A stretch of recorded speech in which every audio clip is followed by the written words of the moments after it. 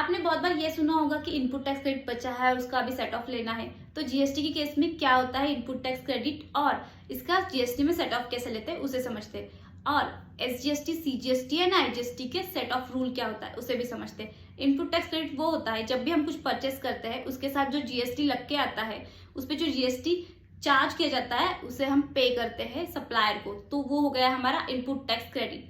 Then GST के case में ये समझते हैं कि फुल फॉर्म क्या है।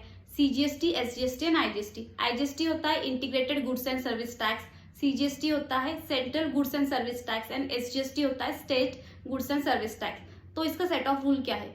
जो आईजीएसटी का इनपुट टैक्स क्रेडिट होता है उससे पहले हम आईजीएसटी के साथ सेट ऑफ कर सकते हैं, देन उसका प्रोपोर्शनेट वे में सीजीएसटी और एसजीएसटी के साथ सेट ऑफ ले सकते हैं किसी भी प्रोपोर्शन में। देन सीजीएसटी का जो इनपुट टैक्स क्रेडिट होता है उसका सेट ऑफ पहले आईजीएसटी के साथ करना पड़ता है एंड उसके बाद जो भी बैलेंस इनपुट टैक्स क्रेडिट रहता है उसे हम सीजीएसटी के साथ सेट ऑफ कर सकते हैं।